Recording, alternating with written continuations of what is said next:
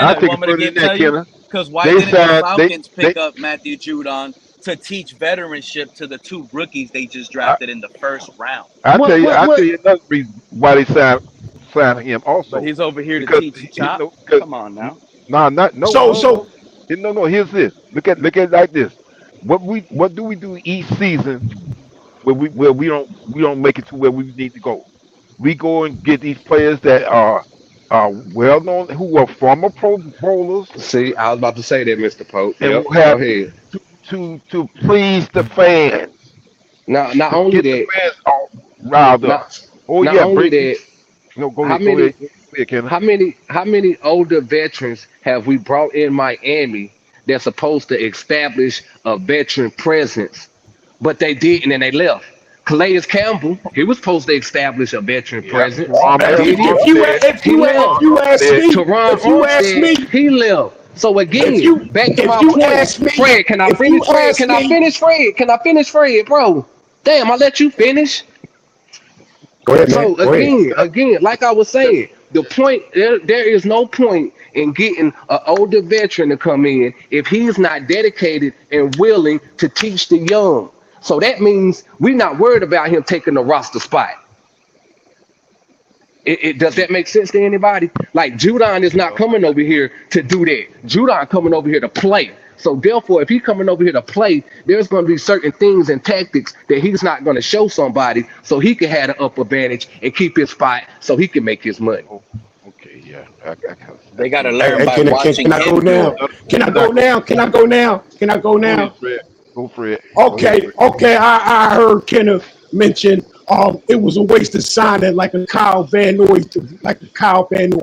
I think Kyle Van Noy contributed greatly when Flores brought him over here, bro. You see, people Big like Fred time. got selective hearing, yo. He contributed big time, but you said like what you just said, I mean, so bringing if in he a player like contributed, Kyle Van Noy, bro. if he contributed Kyle big time, Van Noy.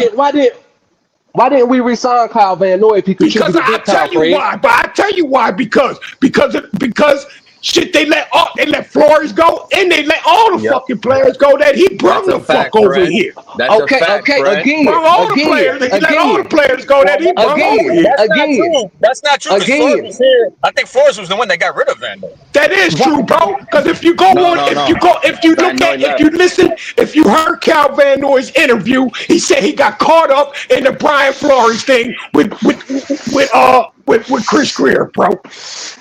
So again, you didn't listen to that. You didn't listen to that Van Noy interview, bro. Fred.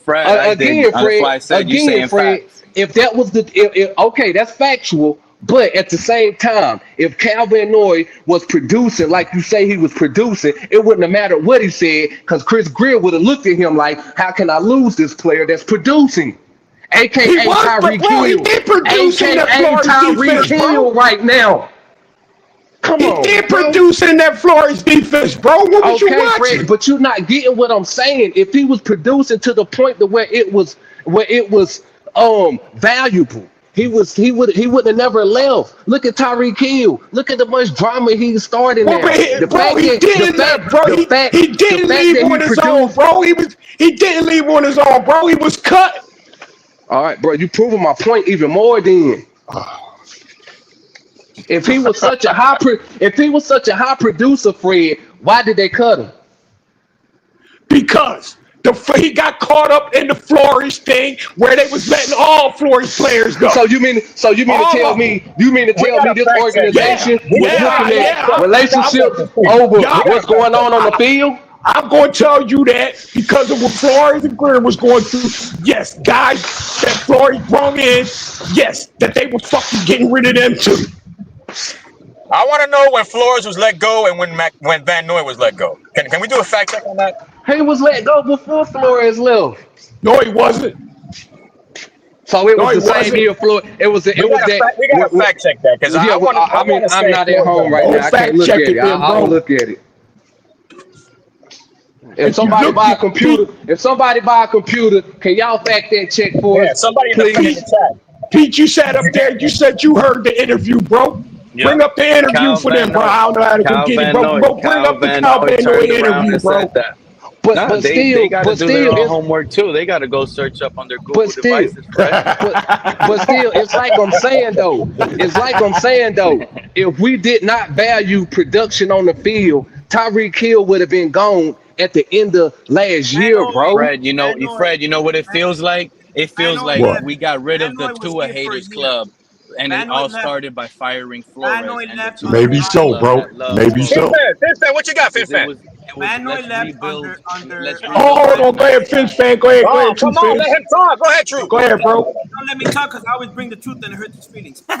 No. Yeah, I want him to talk. Van Noy left under Brian Flores' regime 2021. I knew it, bro. So Flores let him go. Flores let him go. Thank you. Thank you. Okay, so my point exactly. So, like I said, Fred, you don't know. Okay, I'm gonna keep it to myself. Okay. Let me calm down. Okay, so that's Flores' feeling. Go listen to the Van Noy interview, bro. I mean, it's redundant because it's just like I said. The Matthew Judon signing is like another Calvin Noy signing. You taking away reps from younger players like that we need. And Campbell, yes, you taking you know what I'm saying? You're taking away reps from players that we can actually get a good gauge and mark on whether we need to move on or not. You had Campbell, Jonnu, and you just got Judon from the Falcons, just like you had the Titans help you out 2 years ago. So we're doing business with a certain bunch of general managers, not everybody. The biggest mistake the Miami Dolphins did on defense was not keeping Van Ginkel. Facts. Yeah. Van Ginkel, yes. That was our That was a huge mistake. And then on top of that, I know what I'm telling you guys right now. You guys don't believe me, but I know what I'm telling you guys. Grayson Murphy is more of a dog of a football player than Chop Robinson is. Listen to me, guys. Grayson Murphy is better than Chop. I ain't saying Grayson Murphy. I ain't saying Grayson Murphy. Chop I don't know at that spot because of their investment in him. But I don't know about Grayson Murphy. Grayson Murphy is better at that position than Chop. He did look good against them third and fourth string though. I'm not gonna lie. He will look good versus starters better. This is all I gotta say, Kenna. Durham Smythe is not shutting Grayson Murphy down. No, he won't. I saw Durham Smythe. That's a lie. Chop Robinson. That's a lie. Pete, come on, Pete, man. Come on, man. Pete, stop it, man. Stop it. Darren Smythe he's been in the NFL longer than Chop Robinson. Come on now. He's not even a good spinner. Yeah. He's been in the NFL longer than Chop Robinson. So he knows how to do a rookie. I get what you're saying. Maybe he has an upside. Maybe he doesn't. Grayson Murphy has a great upside, but if we're gonna compare how good he looked against third and fourth stringers over a guy who had 6 sacks playing against bro. I would like to your point. I agree with you, but what I was saying was, how do we find out what we get in these rookies if we always putting them up against third and fourth stringers? Yeah. You know what I'm saying? Like, we would never know. Like, the signing of a Matthew Judon just put Grayson Murphy back down to that level again instead of letting us see what he got since he did show something. You get, like, that's all I'm saying. You know what I'm saying? Yeah. Okay. Are we keeping 6? You think we're keeping 6 tackles and 6 rushers? No, we not, because we got to keep 3 quarterbacks. Yeah, but don't we have 4 running backs or 5 running backs right now? And we got to have that many running backs because, like you said, Achane is already hurt, and we 2 weeks away from opening season? Yeah. And Jalen Wright showing to be trash. You know what I'm saying? So at the end of the day, like, I understand the Matthew Judon signing for the. And I am flip-flopping. Like, yes, I'm flip-flopping. And then y'all telling you to get, Mr. Paul. Yeah, and then y'all telling you, Mr. Paul, slow down on this Jalen Wright. Hey, listen. He's not a scheme fit. Listen, I'm a true man. I'm a true man. I call it as I see it. Yes, I'm flip-flopping. Yeah. No, you're not a flip-flop. Did you Right. guys see we That's cut flip-flopping, Mr. Stonehouse Park. today? That's not flip-flopping. Because So we change our minds doesn't make it. Flip-flopping is somebody coming up here Bro, saying I was the who one was gonna that lead is to the flip Super Bowl, flopping. True then fan he's the fan. worst thing on I earth. was the one And that Zach made a Wilson's gonna lead us to stream. a Super Bowl. Then True no, fan it's fan, you. buddy. That's a flip-flopper. I got you, True Fan. You're You right, get what True I'm trying Fan. to tell you? Buddy. I ain't your buddy. I was the one saying I had to even turn around and say he's not a scheme fit and have a whole segment about this. Because y'all were hyping this man up non-stop. And I even told y'all, I know. Pete, let me tell you something. Hold up, Pete. I'm gonna tell you why. I'm gonna tell you why I was hyping them up. Now he's I'm gonna battling tell an you why I'm injury hyping them up.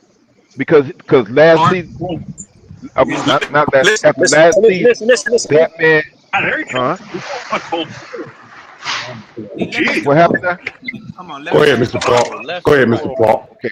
Come on, man. No, listen. Last season, after last season, that man went as soon as off season hit. That man went to training and working out hard and what have you. He's like somebody put a bug in his head saying, "Hey, we feel this is your opportunity to shine and what have you." Okay, I'm gonna say this. From what I'm seeing right now, maybe he is not a fit. But at the same time, I'm not gonna say that he can't turn that corner. We might as well trade Jalen Wright.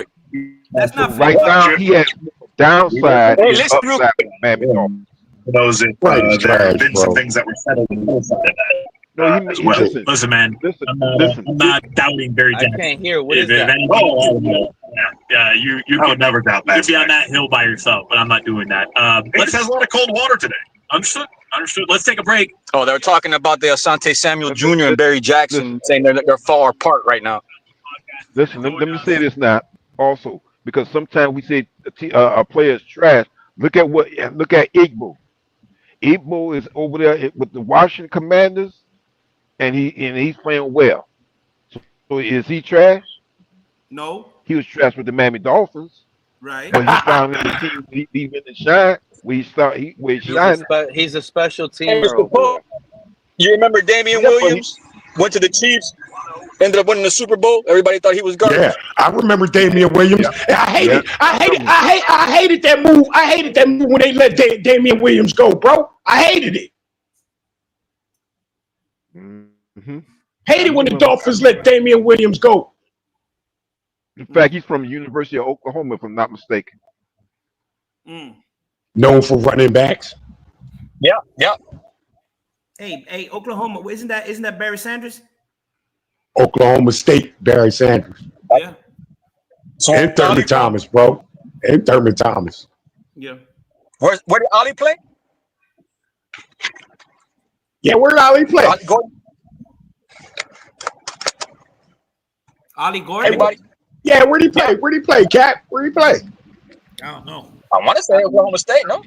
No, Fred, Mr. Park, where Ollie Forget Gordon? about where he played. Jankety Jim said true Fin fan defending. I wish I could tell you that Jankety Jim's takes mean anything to me, but I can't respect the man. Jankety Jim. First name is Jankety. You know what I'm saying? I'm so hurt. He can't even spell. He is the biggest flip flopper. He put us. Hey, you know what, Pete? Come on. Hey, you know what, Pete? Like, Next time you come with something. You think it's gonna get me mad? I'm 47 years old, my brother. Hey, Pete. Next time you come with something crazy, I'm gonna call it Jankety, bro. Hey, Pete. That's the Jankety take right there. Man, that man's full of jankety, Fred. Yeah, I would get mad at somebody named Jankety. What's his other name? Old McDonald? Come on, man. Damn. Getting worse by a minute. Yeah. Hey, you know what, bro? Hey, Pete, you know something, bro? Someone came back like that. This might sound crazy to you, Pete. And maybe it is crazy, bro. But you should, and maybe it's just, just he had a nice little run or whatever, that's all it was. But that that I think they just brung him in or something, or if he's a undrafted dude, bro, that running back, Champlin had to carry against the Detroit Lions, bro. Yeah, he has bro, some boots. hey, bro. I seen him hit the goal quicker. Let's talk about that Lions and recap. better eye vision, bro. Better eye vision already over Jalen Wright. Honestly thought so, bro. Fred, I'm gonna take it further than that, Fred. I watched Mike Boone also run the ball, and he that man when he runs, he's looking for a hole in the suit. Mike Boone. That name sounds so familiar, bro. He played for Denver, no? He's the other running back that we picked up. I think he was in Denver, bro. I think he was in Denver, Cat. I think I heard Mike Boone. Mike Boone, Cap for life. Considering you make like 100 fantasy moves a season, you that's what I'm saying, Joe. Right? When the Panthers plugged him in, right, Joe? He was right. Yeah, he got a few legit carries with the Panthers. That's probably what you know him from. I thought he had a stint over there in Denver. Hey, Miss Finn said the league is back on, bro. Next week, we're going to start doing buy-ins for Miss Finn's league. But the way Mike Boone won that ball, I said, Jalen gonna be in some trouble. But now let me say this about Jalen Wright. Hold up, Fred. Let me say this. Let me say this about Jalen Wright. I'm gonna land on Jalen Wright. He may not be a fit for this team, but I'm not gonna say I bet you, but I'm willing to say if he goes to the right team, he gonna ball out. Mr. Park, man, that remains to be that's something else. That's a good point, Mr. Park. You know where I think Jalen Wright would thrive? Probably in Tennessee, probably in New England. Yeah, those smash mouth run it up and just pick one hole based on the offensive line. He will thrive. Here is what I think. What I think, Jalen Wright. Option run. You know where I think Jalen Wright ought to go. I think he ought to go to third string running back. Bad vision. That's why I think he need to go. So since you brought up Tennessee, Pete, I got a question real quick for the panel. Does anybody know how many games Chris Johnson missed in his first 2 years compared to Achane right now? Because Chris Johnson was about as little as Achane, but as little as far as weight and not height. You mean how many games did he miss? Yeah, in his first year, right? The first year he didn't start, right? Oh, okay. So he didn't start his first year. So did he play all of his second year? Because at this point, go ahead. So we got to fact check that. Somebody has to fact check that. No, so 2008, Chris Johnson, right? Yeah. 2K. Chris Johnson. Yeah, 2K. First year, CJ this is 2K. saying he had 14 starts. Second year, he had 16. So second, third, and fourth years, he played the whole season. Okay, so my point in bringing him up is y'all know what kind of body frame he had, right? And he was more of a longevity than what we got in Achane. Yeah, he was more of a longevity than what we got in Achane right now, right or wrong? Ooh, that's a good point, Kenneth. So my point is Achane is already trending on in and out. Why not trade him now to get the highest value? Yep. Yeah, because look at what's that guy, Shampkin and Boone. Yeah, I think if you trade Achane, I just think this offense is just trash. I mean, I see what you're saying, but if you're gonna do that, you might as well fire McDaniel. You know what I'm saying? Like, not really, because we still got Jalen Wright and Ollie Gordon that we need to see what we get. I think Jalen Wright trash. Jalen Wright might not be the fit for the team. That's another thing where Mike McDaniel come in if he's really a running guru like they say he is. He would be able to get the most out of Wright. Hey, I mean, let's talk about this. I want to talk about this real quick. Can we talk about that real quick? Like, I mean, as far as capital, I'm intrigued by the capital aspect. If we did it with Achane, But would you guys mind getting a free agent running back to go with these wide receivers if we do get some good compensation back? I mean, I No, would. I'm with Kenna. I would rather. I would What kind would of be the rather to go compensation, first of all? the confiscate. I would rather. If I'm not getting a draft pick, I need somebody up front. I need a player though too, man. I need a player now type of deal if we're gonna do that. Well, Jamal that's what I'm Williams. saying. Get a Jamal Williams. right, and if we can't do another trade for another running back per se, somebody that's going to be really more longevity, because you know what I'm saying. Like I ain't trying to be funny. Like I like Achane and everything, and he is a dynamic player, but at the expense You can't trust them at yeah, this point. at the expense of what though? Because it's not like we looking at him. It's not like we getting over any hump right now. Like we still trying to make the playoffs. And why is we holding on to Yep. players that could make a difference on other teams just because we like to see them play? Yeah, Hey, Pete, hey, 1000%. Pete, did you, We're hey, expecting Pete, did you just Achane say to we get can't hurt trust right him, now. bro? It's gonna happen. We can't Pete, trust him Pete, right now. No, bro. you said We can't. we can't trust him, bro. But you was We can't. but hold on, Pete. But about a month ago, bro. I But knew about a Fred get month ready to ago, say. Pete, about a month ago, you was advocating we give Achane the ball 300. We give Achane 300 carries, bro, a year. Come on, I bro. sure was. Come on, bro. I Now we sure can't was. trust him, I right? sure Which one was. is it, bro? Now, The because way, it but popped up. the reason why It Pete popped said up. that, And I the said that reason because why he Pete, wasn't injury prone, but I now feel look like at him. That's flip flopping right there, bro. I, There, and That's I not there you feel go, flip right like, flopping, there. bro. The man got and I, injured, bro. nah, I mean, but it's more in. It's At more the in the worst way this time. offense is Frank trending, going for though. bodies today, Hey, bro. hey, Frank hey, going for bodies today. Yeah, he got himself a little body, but at the end of the day, I'm hey, upset at this hey, injury. hey, Fred. Hey, Fred. Me and Pete switching out. We switching out on running backs. He's Yeah, Nah, switching man. out you on see, I Yeah, got AJ. I'm yeah, evidence. switching Mr. out Paul. on Jalen Wright. Yeah, Mr. Paul. We Nah, both I'm switching over out. here with dealing with He's an injury. inconsistent, bro. He's inconsistent, This bro. offense trending, I'm over here dealing with a calf Shane injury, bro. had like 300 carries. You know what I'm saying? You choppy. You a little bit Like, choppy, Kenna. no, You breaking up, Kenna. okay. You're in the That's blender, bro. okay. Them takes coming in way too hot, Kenna. Kenna's spot on, bro. We should trade Or am I in the blender? A-Chain now. So we should trade A-Chain and get the highest player available that we can get. That's real, bro. And the same goes for some Okay, of the other guys. Jalen Phillips. so Achane or We need a Cheetah? cornerback. Achane or Cheetah? If you had to do one or the other. You Wow. cannot trade Cheetah.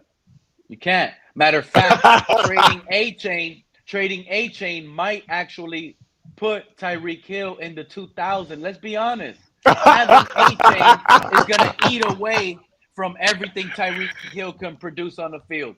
All A-Chain is good for is to catch that little 3-yard pass. And he's going to catch it Oh, behind the Pete. line of Oh, you scrimmage. know what, Pete? Come I on, know you man. ain't doing that now, Come bro. on, I know bro. you ain't doing that Yeah, I'm now. upset, bro. I'm calling it out. It ain't like he's catching passes downfield. See, Fred, you done got Pete mad, Fred. Hey, You done Fred, got you Pete know mad. what? I think Shamplin Come can on, make them man. catches, bro. They're easy passes, bro. They're not that hard. They're not that hard. Shamplin can make it happen, bro. He has a bigger body than A-Chain. Let's be real. And this You and know let's what keep one sucks, thing in Fred? mind too.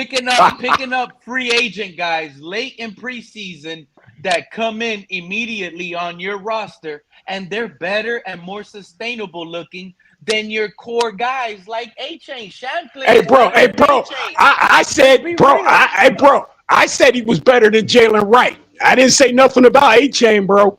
But who do you trust longevity-wise, Fred? Trusting them. Look at their Bro, bodies. Who would you trust to give the full workload? between who? Shamplin. Between who? A-Chain or I do Shamplin? Between committee. who, bro? I I do just told you, Fred. A-Chain or Boone. Shamplin? Shankin, Boone, and Shamplin Ollie or Gordon. A-Chain? Who you trust more Shamkin, to run a Boone, and full Ollie season? Gordon. I'm asking you, Fred. Who do you trust more to run a full season right now? Shamplin that we just picked up or Devon A-Chain?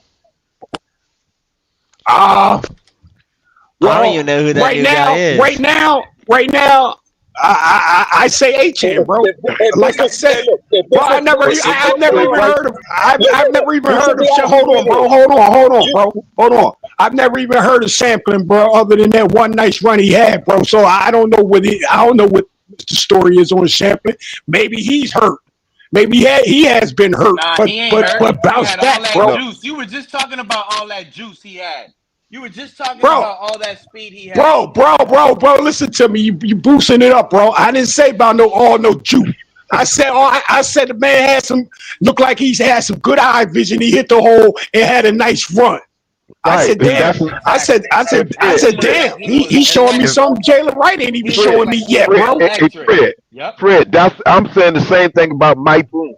Because when Mike Boone ran the ball, he was doing the same thing. I said, hey, this guy here, he's looking for holes, and as soon as he sees it open, he shoots through it. So I said, so for right now, he might take Jalen Wright's spot. So Pete, tell me, what was Achane stats? Well, hold on, Pete. Tell me Achane stats again, bro. What you told me what they was last year, bro? He had something like 800 receiving yards or something like that. With all of that Achane stats from last year, he has a calf injury this year, bro. This man has a calf injury, bro. He said, "Miss me when you just put the stats on. You just put the stats on Achane, and now you're talking about miss you with that, bro. I don't see how you do that. Have this calf injury now. This changes everything. This changes everything, Fred. He has a calf injury now. He sustained in the preseason practice. It doesn't change. No, it doesn't, bro. He's got a calf injury. He might miss week 1. No, have any of y'all ever had a calf injury? He tried to say that Achane is a playing on the air of caution. Have any of y'all ever strained your calf? Wait. What did Cat in the Hat say? I said Mike McDaniel already came out and said that it's not a big deal and they're just erring on the side of caution as far as preseason goes. I believe that. You believe that? Yeah, I believe that. In other words, they're being cautious for I believe that. Yeah, I believe that. That's what you said, Cat. That they're being cautious. You know what else I heard McDaniel say? You want me to tell you what I heard McDaniel say? They're erring on the side of caution, yeah. What McDaniel say, Pete? What McDaniel say? Time to rest up before Tua had season that starts. hip injury, when Tua had that hip injury, McDaniel reminded us he's no doctor, right? Right, Cat in the Hat? Y'all remember that? He reminded us he's no doctor. Where you going with this, Pete? I'm gonna let y'all hear the expert. The experts say this. This is shout out to Jesse Moore's doctor. We've got an update for Davon. Hey, P, see, there you go with them jankety takes, bro. There you go with them jankety takes, bro. Hey, that video that he's using is mine, bro. Potentially put his week 1 status at risk. Now, calf strains are unfortunately notorious for slow healing. Is it me or is his head huge? Just ask Christian McCaffrey. These I got a question though, Pete. Has this guy evaluated Devon Achane? Bro, this man, he's a doctor. He knows it all. He even sells a good injury book. He's the fantasy guy, bro. This is the next I know who he is. I'm just saying, if he hasn't evaluated, he doesn't know the degree of what the calf strain is. He's just explaining what is possible. I got one for you. I got one for you then, Pete. If he's a doctor and he knows what he's talking about, I watched a video of a doctor talking about Matthew Stafford's back injury and how it's not going to be an issue for him this year. Should we believe that? Listen, I get he's a doctor. This doctor came out and said how much of an issue it's going to be and how he needs to get stem cells and all that crap. He already brought that back disc. Yeah, he brought that up about Matthew Stafford. It's an issue. Hey man, all this calf injury stuff. This stuff is jankety, bro. We've got an update for Davon Achane. He unfortunately suffered a calf strain in the second preseason game, and that could potentially put his week 1 status at risk. Now, calf strains are unfortunately notorious for slow healing and for re-injury. Just ask Christian McCaffrey. These why? Because the Y'all don't gotta I hear just no don't more. think. Y'all No, don't I'm gotta not hear saying no I know more. more. I'm just saying we don't know really anything of what degree of this calf strain is. What if it's just A tightness or calf strain whatever it is a is. calf strain injury, dude. But there's clearly A different calf strain degrees. is a I calf mean, are we strain. Repeat, serious? man. Oh A my calf strain God, injury is a yo. calf strain injury. So there's no degree. There's no like one worse than the other. There's just a calf strain's a calf strain. Is that what you're There's trying to one say, that's Pete? actually worse than the other. Yes, he was going to explain that the one that is closer to the I bone. watched the There's whole no video. But calf strain regardless, that's like but he's not regardless, realistic about. they're both. I'm This just is the saying, issue. you I know acting what like you're he's saying, done. Bryce.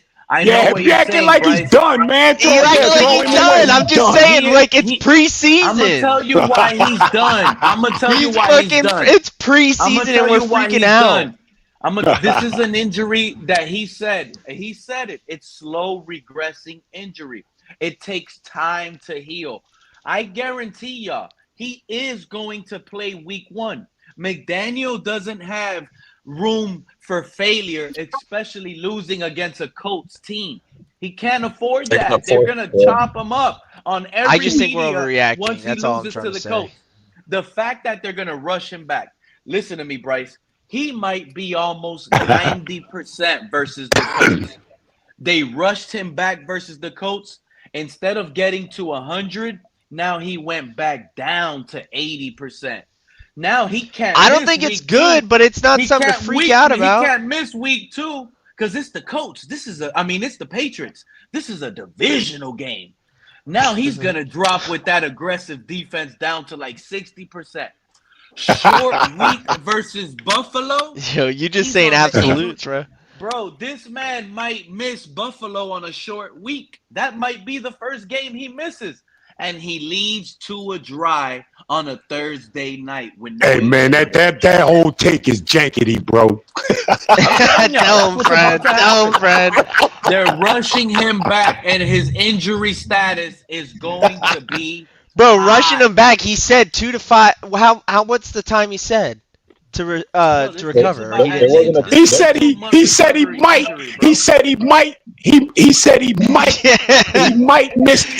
miss the first game. They ain't say nothing about no if it's going a quarter into the season or half the season and nothing, bro. He said he might miss the first game. That doesn't sound too bad to me, bro. That don't sound too bad to me, bro. Fred, and you know what it is, Fred? He's not What? going to practice this week. So he's going to probably be good.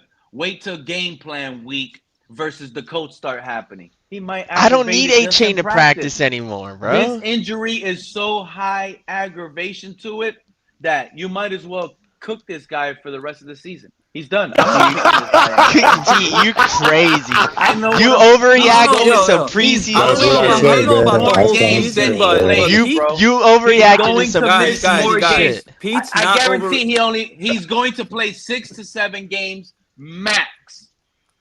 This season? Yes.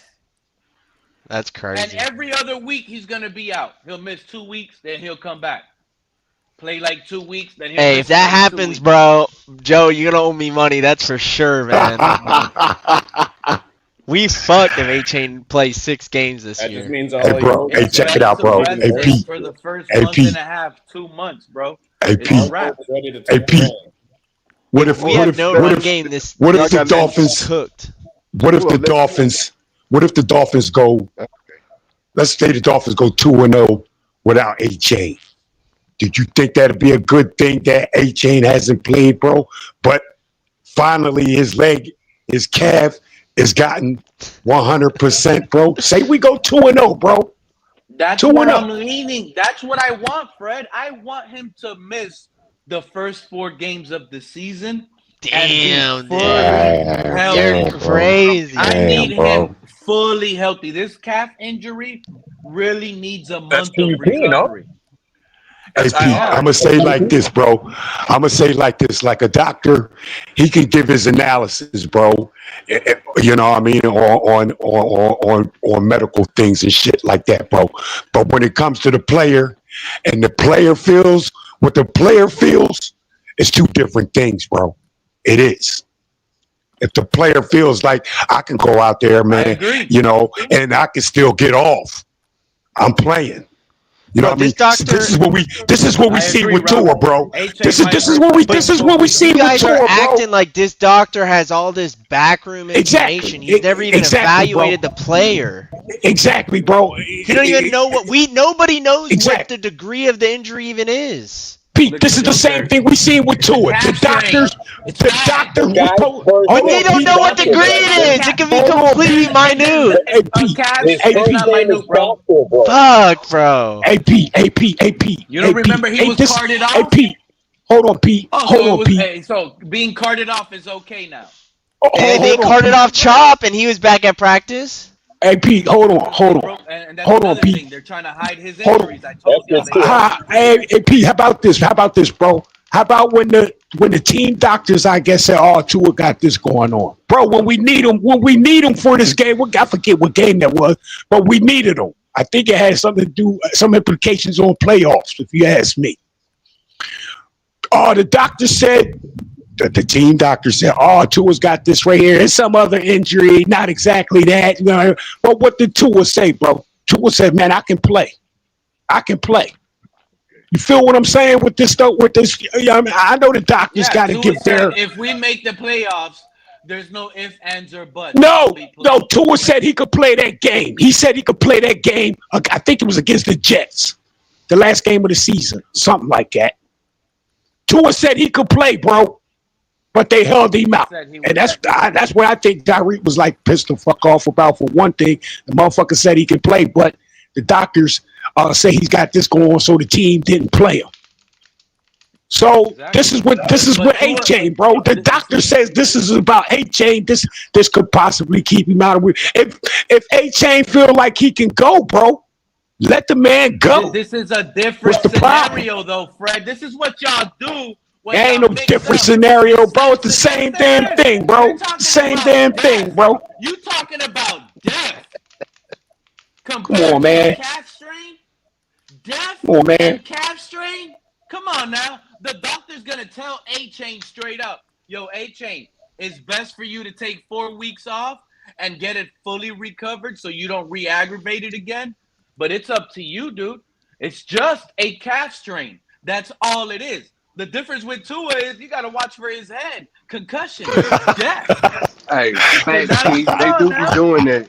They do that, Pete. They do get a player options, especially being how mild or high of a sprain it is. And but they're going to tell him what high possibilities of how you can aggravate it. And you're a running back. You're a jump cut running back at that. Hey, P, if you're a running back, you ain't thinking. If you're a running back, bro, you ain't even thinking that. If you're a running back, bro, you ain't even thinking that, bro. Running back, bro. Calves are everything to a running back. I can't do it no more, man. I can't do it no more. We're not denying that, Pete. We're just saying I think you're overreacting, acting like this dude's only going to play 6 games this season because of an injury that we don't even know what degree it is because it's preseason. They're not even required to tell you exactly the in-depth part of the injury.